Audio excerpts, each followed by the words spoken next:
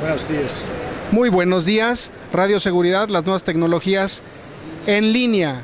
Estamos en el Expo Seguridad 2013 y tenemos un producto que es muy interesante.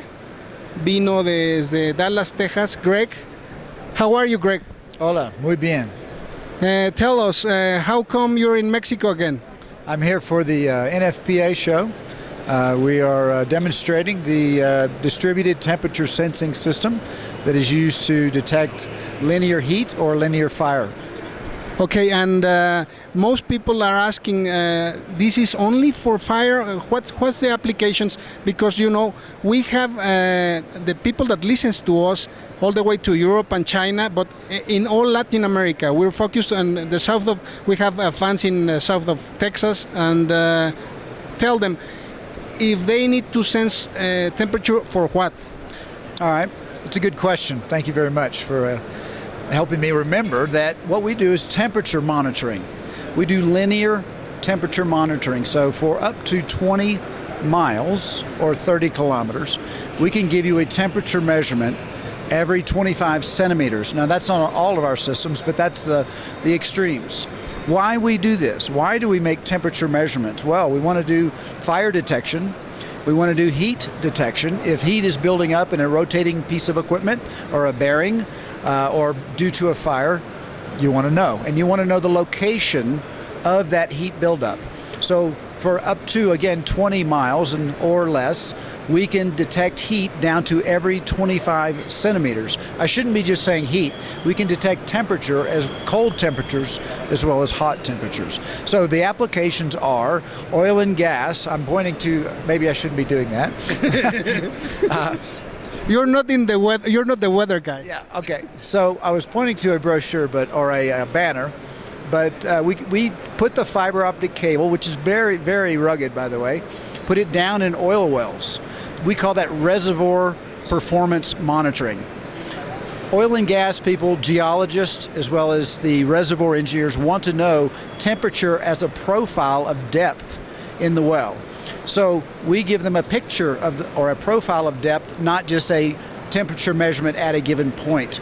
Next, we might do a pipeline. So for many, many miles, thousands of miles, countries have pipelines across their country.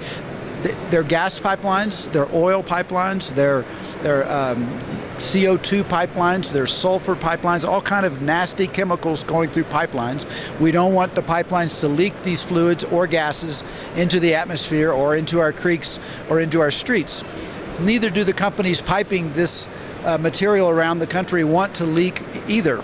They want to know if they have a leak. We detect leaks with temperature.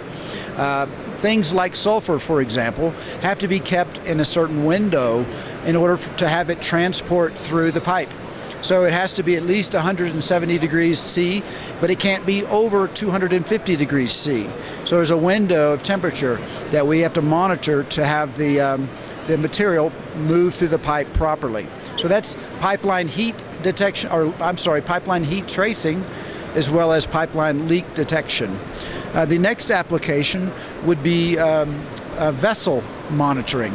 So many, many large petrochemical plants that use oil and use all the chemicals that we use these days to produce plastic or to produce jet fuel or to produce gasoline or diesel.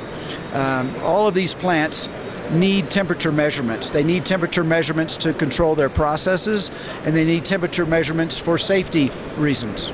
Okay, so for our friends in all around the world, give us an example. You did something for the tunnel, the biggest under the sea tunnel. Tell me about it, please. You're a great front man there.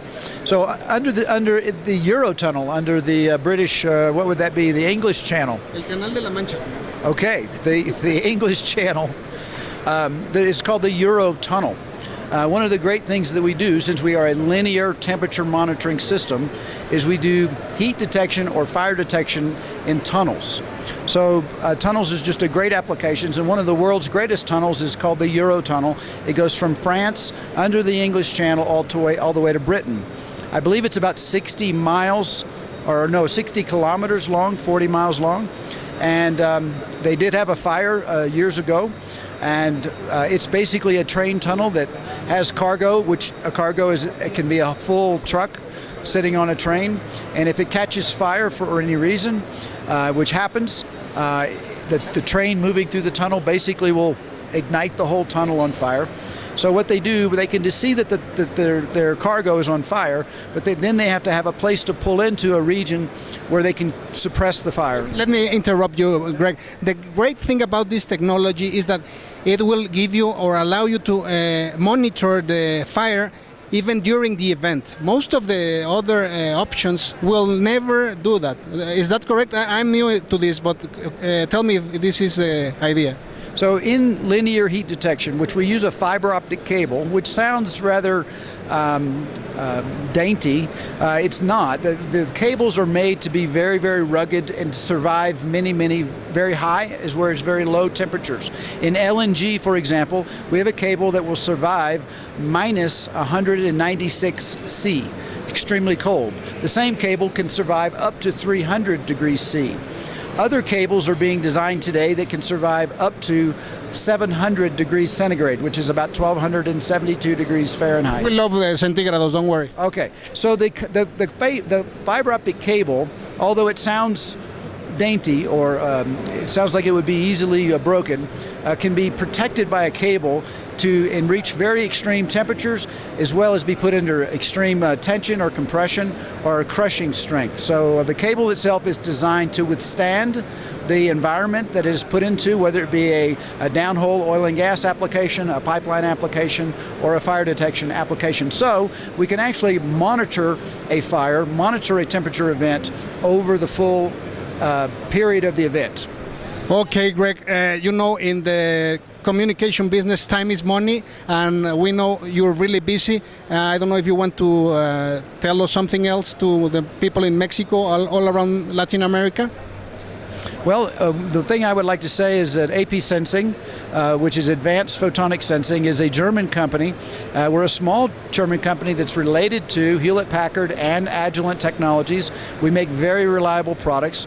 We have applications, thousands of applications that we have delivered around the world, and we look forward to working in Mexico. We also like you visiting and spend your dollars in Mexico, please. Esto es Radio Seguridad, las nuevas tecnologías en línea. Gracias.